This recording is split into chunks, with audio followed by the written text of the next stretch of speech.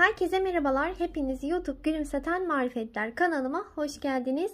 Öncelikle nasılsınız? İyi misiniz? İnşallah hepiniz çok iyisinizdir. Bugünkü örgü anlatımımda sizlere böyle yeni yıla girerken böyle yeni yıla uygun bir patik modeli yapmak istedim. Böyle videolarımın altına çok yorum gelmişti. Yeni yıl patiği yapar mısınız diye. Ben de böyle değişik bir model yaptım. Bakalım beğenecek misiniz? Umarım sizler de beğenirsiniz ve hep birlikte örmüş oluruz. 2 şişle ördüm ben bu modeli. Böyle misinalı şiş kullandım. İlmeklerin biraz fazla olacağı için. İğnem var ve 2 renk kullandım. Kırmızı ve beyaz patiklik ip kullandım. Bir adet de makasım var ipleri kesmek için. Öncelikle kırmızı rengimle başlayacağım. İpimi ben boynuma takarak örüyorum. Sizler nasıl örüyorsanız o şekilde başlayabilirsiniz. Atacağım ilmek miktarında ipimi bu şekilde bıraktım. Benim ördüğüm patik 36, 37 ve 38 ayak numaralarına kadar olur. Diğer ayak numaraları için de 2 ilmek eksik fazla atarak başlayabilirsiniz. İlmeklerimi bu şekilde atıyorum. 95 ilmek atarak başlayacağım ben örgüme. İlk sırada ilmeklerimizi atarken oldukça gevşek atalım. Sıkı sıkıya ilmek atma yapmayalım. Çünkü devamında haroşa örgü öreceğiz. Haroşa örgüde esneyebilen bir örgü türü. Alt kısmı da böyle esnemezse rahat giyimi olmaz patiğimizin. Bakın bu şekilde esnek bir ilmek atışı yapalım. Evet, 95 tane ilmeğimi şişime attım. Başlangıç ipim burada. Burası örgümün arka yüzü. İlk ilmeği her zaman örmeden diğer şişime alıyorum. Sonrasında diğer ilmeklerimi ters olarak örüyorum.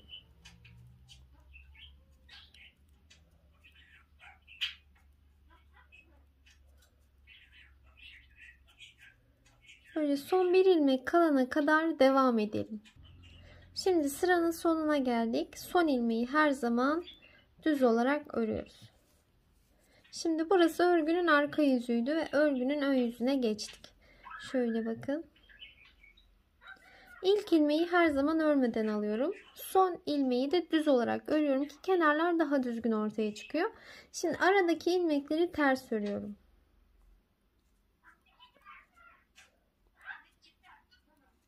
Örgünün şu an ön yüzündeyim. Bakın böyle bir diş haroşa sırasını oluşturdum. İlmekleri ben örgünün arka yüzünde ve ön yüzünde ters olarak örüyorum ve haroşa sırasını bu şekilde oluşturuyorum. Toplamda böyle örgünün ön yüzünden saydığımızda 9 diş haroşa sırası olana kadar örelim. Evet, bakın böyle örgünün ön yüzünden sayıyorum.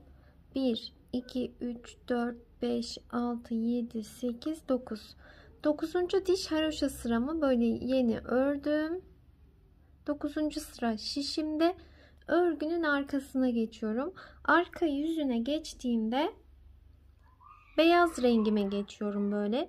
Beyaz rengimi bağlıyorum şöyle ve beyaz rengimle örmeye başlıyorum. Örgünün arka yüzünde renk geçişi yapıyorum. Renk geçişlerinde ilk ilmeği örelim.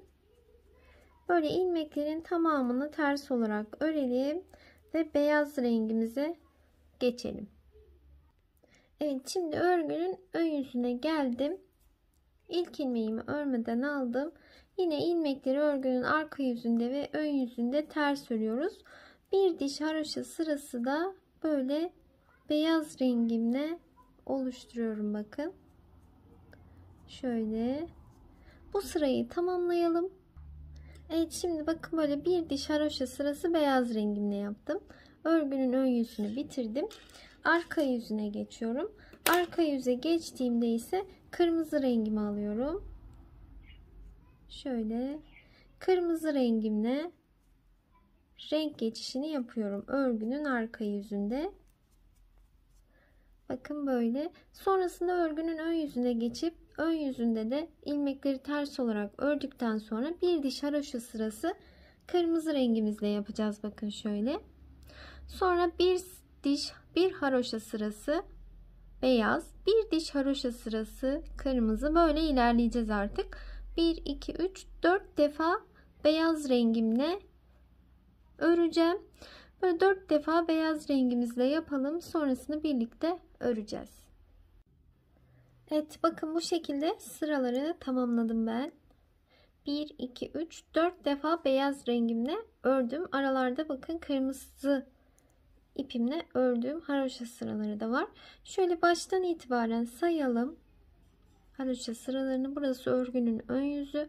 2, 4, 6, 8, 10, 12, 14, 16. 16 diş haroşa sırası ördüm bakın şurada. Şimdi beyaz renkli haroşa sıram bittikten sonra artık beyaz ipimi burada kestim ve bıraktım. Beyaz ipimle işim bitti ve kırmızı rengime geçiş yaptım. Örgünün arka yüzünde. Şu an örgünün ön yüzündeyim. Ve ilmeklerimi 3'e ayıracağım. 3'e ayırarak patiğimizin bakın şu kısmını öreceğiz. Bunun için elimde 95 tane ilmeğim var. 3'e böleceğim. 15 ilmek şurada orta kısımda. 40 ilmek bu tarafta, 40 ilmek de bu tarafta kalacak. Toplam 95 ilmek yapıyor. Şimdi 40 tane ilmeğimi böyle kırmızı rengimle örerek bu şişime alıyorum. Böyle ilmeklerimizi alalım. Evet, 40 tane ilmeğimi buraya şişime aldım. Şimdi ortası için ayırdığım 15 tane ilmeğimi örüyorum. Burada sayalım. 1, 2, 3, 4, 5, 6, 7, 8, 9, 10, 11, 12, 13, 14. Şimdi son ilmeğimi 15. ilmeği örerken buradan yanına bir ilmek alarak ikisini birlikte ters örüyorum. Ve örgümü çeviriyorum. Örgümü çevirdim. İlk ilmeği örmeden aldım. 1, 2, 3, 4, 5, 6, 7, 8, 9, 10, 11, 12, 13, 14. 14 ilmeği ördüm. Yine şöyle sayalım. 2, 4, 6, 8, 10, 12, 14. Şimdi 15. ilmeği örerken buradan yanına bir ilmek alarak örüyorum. İkisini birlikte ters ördüm. Ve örgümü çevirdim. Bakın şöyle, zaten artık ortada 15 ilmeğimiz belirgin hale gelecek. Şimdi ilk ilmeği yine örmeden aldım. 2, 3, 4, 5, 6, 7, 8, 9, 10, 11, 12, 13, 14. 14 tane ilmeği ördüm. Bakın bu 15. ilmeğim. Diğerlerinden ayrı zaten. 15 ile buradan bir ilmeği yanına alarak ikisini birlikte ters ördüm. Şimdi örgümü çeviriyorum. Bakın örgümü yine çevirdim. Artık saymaya gerek yok. Bakın 15. ilmeğimle buradaki ilmekler arasında böyle bir boşluk oluyor zaten. Ayrım yeri belli. Şimdi yine ilmeklerimizi oraya kadar örelim.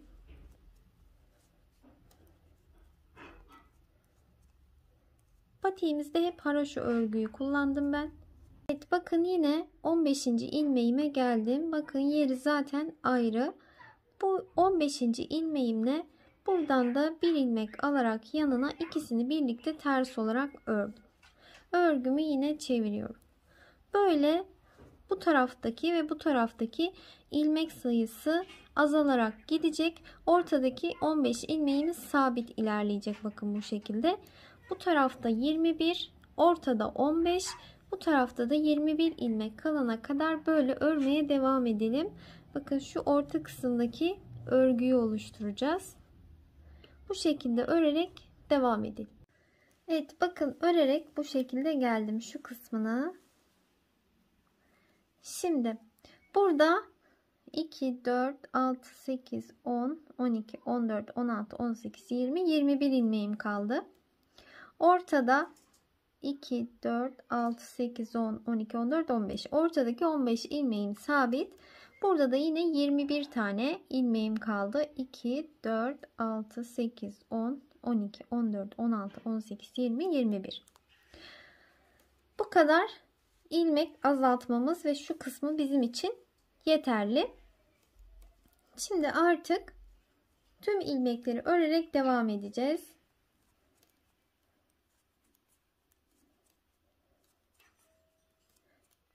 İlmeklerimi ters olarak örmeye devam ediyorum. En son burada kalmıştık.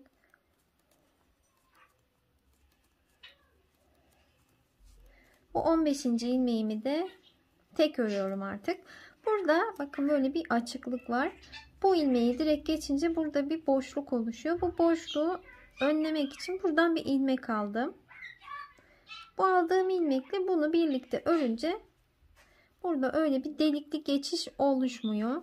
İlmek artma eksiltme de yapmamış olduk. Artık ilmekleri örerek devam ediyorum sıranın sonuna kadar. Evet, sıra sonuna kadar ördüm bakın böyle. Şimdi örgümün arka yüzüne geçiyorum. Yine ilmeklerimi örerek devam ediyorum.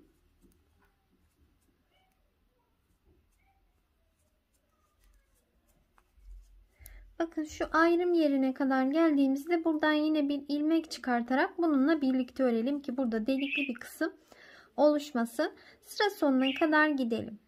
Evet, örgümün ön yüzüne geldim. Bakın şöyle. Artık ilmeklerimizin tamamını örüyoruz. Toplamda 57 tane ilmeğim var.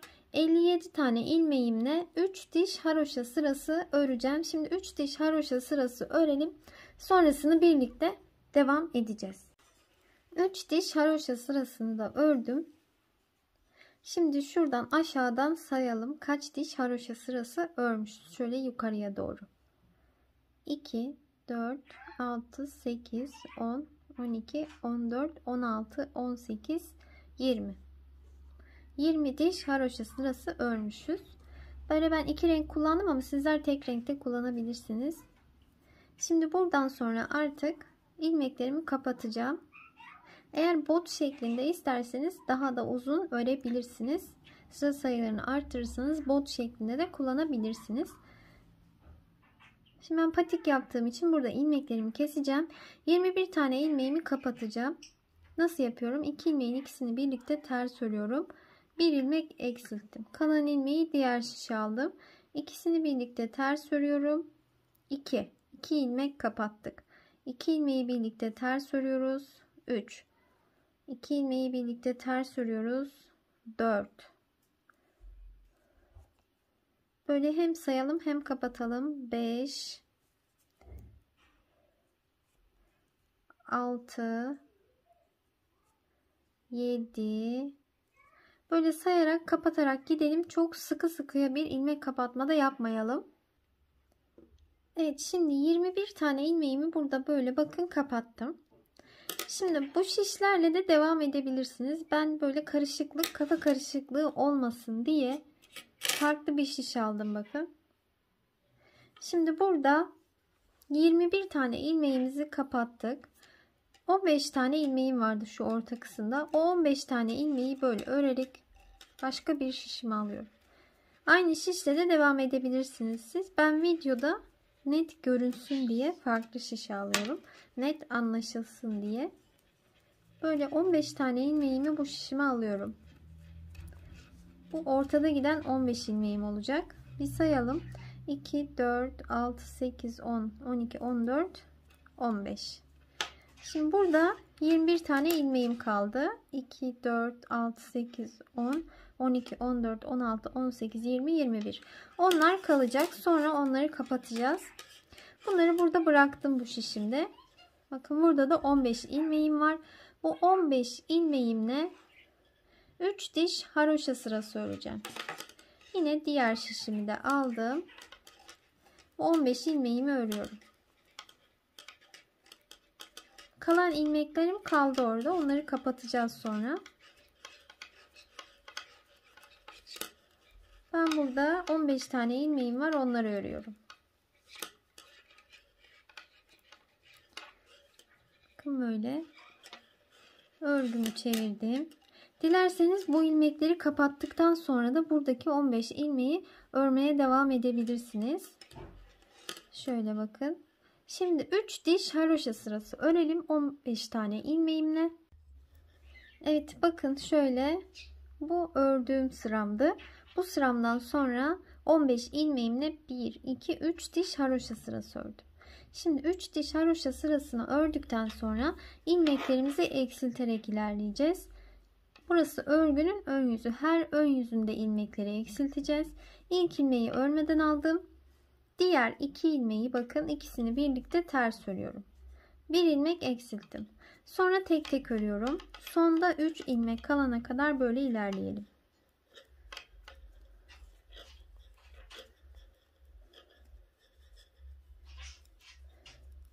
Şimdi burada 3 ilmek kaldı. İkisini birlikte ters örelim. Bir ilmek de burada eksilttik. Son ilmeği düz örüyoruz. Bakın bir ilmek burada başta, bir ilmek sonda eksilttik. Bu sırada 2 ilmeği eksilttik. Örgünün ön yüzünde yapıyoruz. Şimdi arka yüzüne geçtiğimde tek tek örüyorum. Böyle tek tek örelim.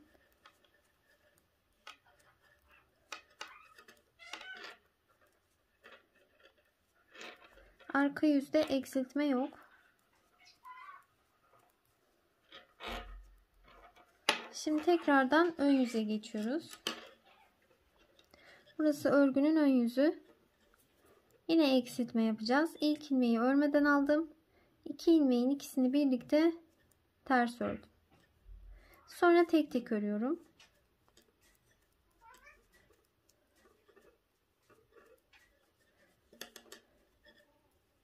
Bakın son 3 ilmeğim. İkisini birlikte ters örüyorum. Son ilmeği düz olarak ördüm.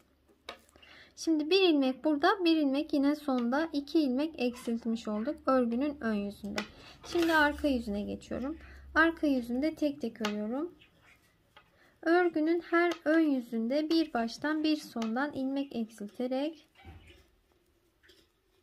ilmeklerimizi azaltarak ilerleyeceğiz. Böyle bir üçgen formu vereceğiz.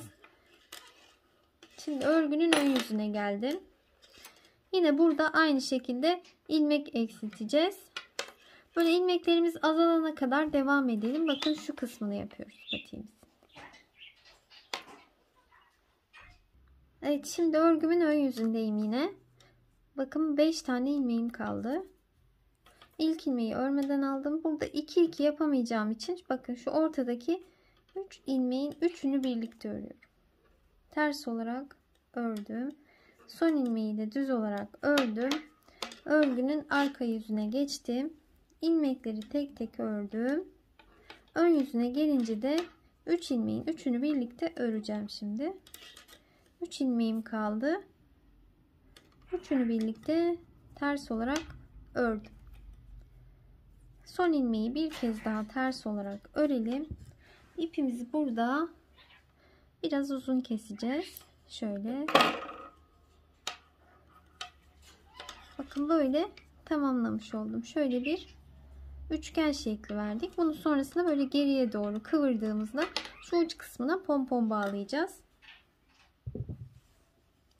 Şimdi kalan diğer ilmeklerimizi kapatalım. 21 tane ilmeğimiz vardı burada.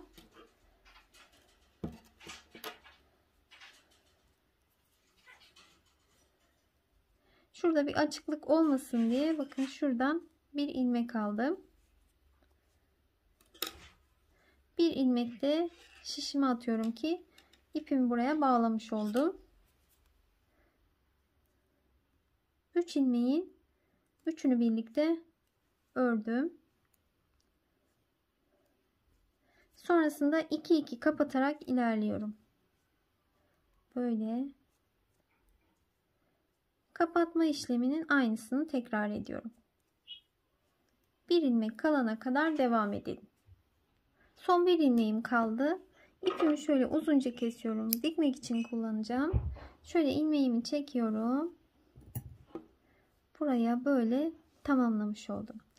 Şimdi ipime iğnemi geçirip dikme işlemi yapacağım. Bitmiş hali bakın bu şekilde. Bu iplerimizi tığımızla iç tarafa çekeceğiz. Şöyle patiğimin tersini çevirdim. tersinden dikiyorum. Şöyle buraya düğümlü bir dikiş yapıyorum. İlmeklerin iç taraflarından şöyle karşılıklı alarak dikmeye başladım.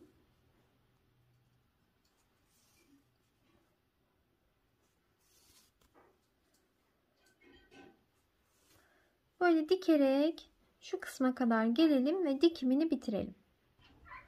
Evet, patiğimin dikimini tamamladım. Bakın böyle şu kısmını şöyle geriye kıvırarak uç kısmına bir pompon yerleştirdim ben.